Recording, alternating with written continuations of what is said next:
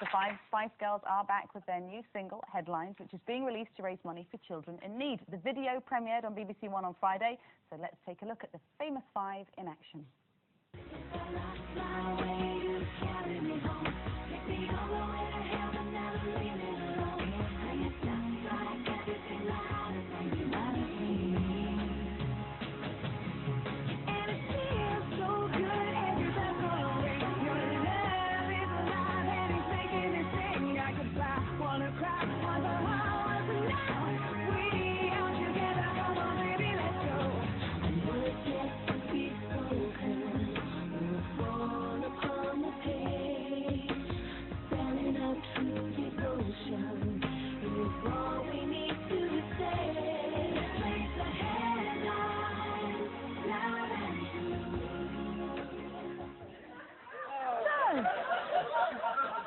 How are the girls looking, do we think, Cherie?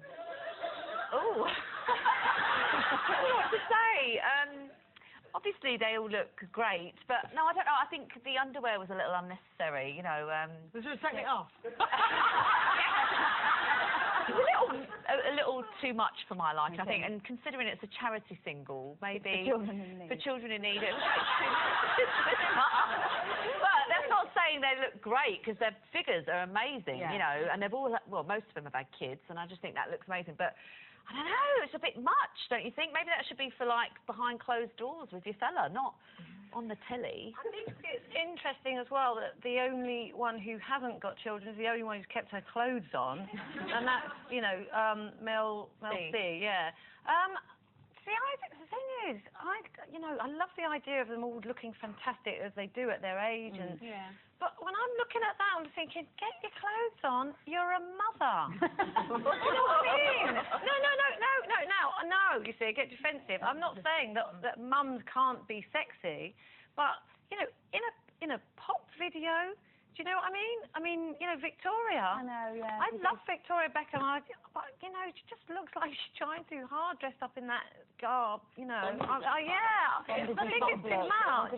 What did you think, Jane? Well, I think, isn't it a shame that we're all sat here... Oh, don't. I think it's a bit of a shame that we're all sat here talking about the underwear in the video and none of us have mentioned the song. You know, which is...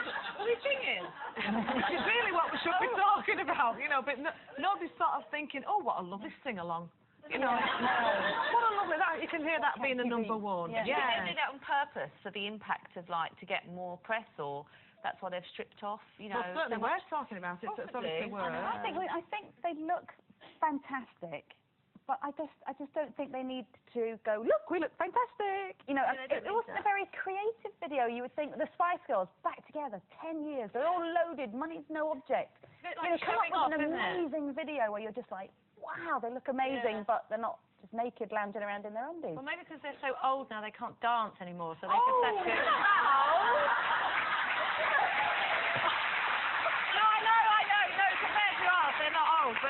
But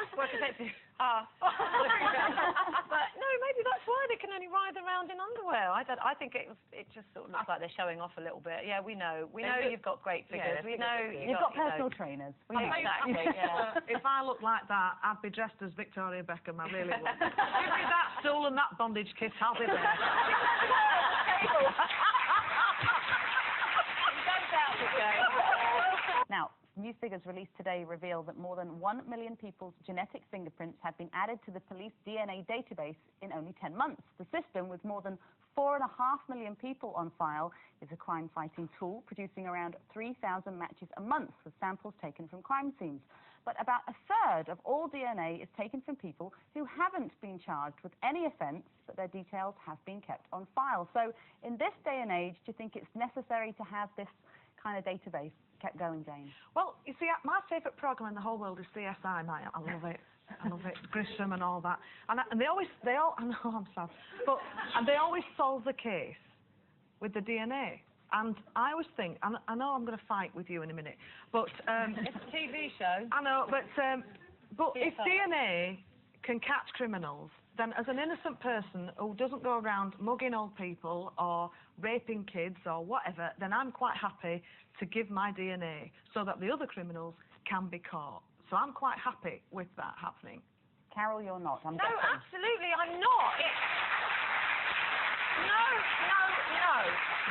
You know what? And everybody has been convinced that this is a really great idea because it fights crime. It doesn't prevent any crime, and it doesn't always solve crime. And now the point is this, that I've got no objection to having, criminals having their DNA stored on a database by the police, so that every time then there's a crime, it's only people who have committed a crime or are possibly going to commit a crime in the future because they already have, that they get their details trawled through to see if it can be matched up to someone who's committed a new crime.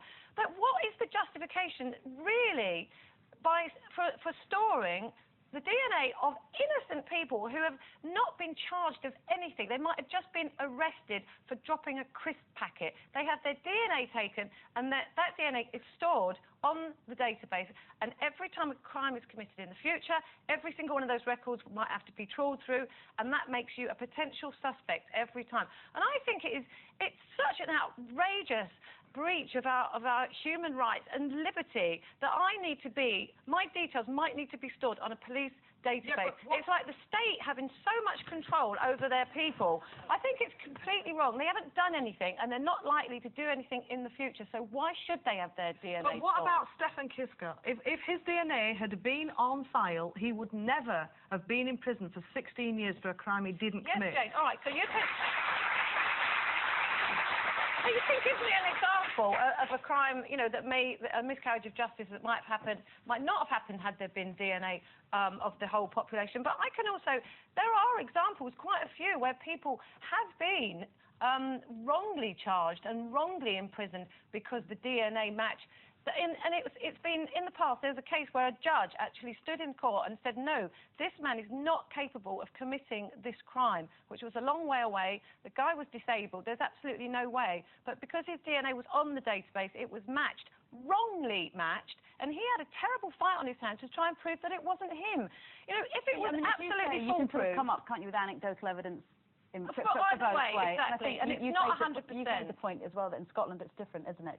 Innocent people's DNA is not allowed to stay on the database. That's right, they can't store it, but what they're doing here in England is they're creating a DNA database by stealth of the whole population, just by any tiny little crime that you may have committed, like dropping, it's as serious as that as dropping litter.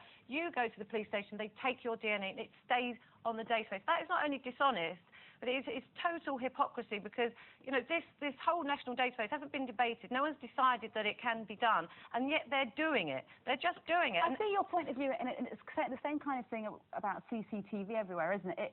It's sad that it is an infringement of our personal liberties and our privacy and things, but I have to say, and especially since I've been a mum, I've got no problem with the DNA database. I'd have no problem with them taking the DNA of everybody at birth, because you would never again have an unsolved rape or an unsolved murder. And it's a sad thing, but if it would dramatically cut crime, which I think it would, and I think it would act as a deterrent. If you knew as a criminal that you are, whether you can wear gloves, you can do what you want, but you are leaving behind these, tiny little fibers or whatever, and that you are probably going to get caught, I think it would have a real impact. No, yeah. I agree. I can see Carol's point. I think taking DNA from innocent people and then just checking it, and I always think there is that small risk of them, getting it wrong and someone being wrongly accused, and to try and fight a DNA case, when someone's saying that you were there, it's impossible, and still people are going to be accused when it's wrong, and so that's what's quite frightening, when someone is innocent and their DNA is being taken. I mean, I think if you've got nothing to hide, you've done nothing wrong, then I don't see that it is a problem, and if it is going to help the police, then obviously it's a better system. But I don't quite like the idea either of them knowing everything about you. And then you're always having to report to them. It's like the ID cards. It's the same thing. They've got this profile and it stays on there. And at the moment, we do have a relatively reasonable government. What happens in the future? Because once it's there, it's there.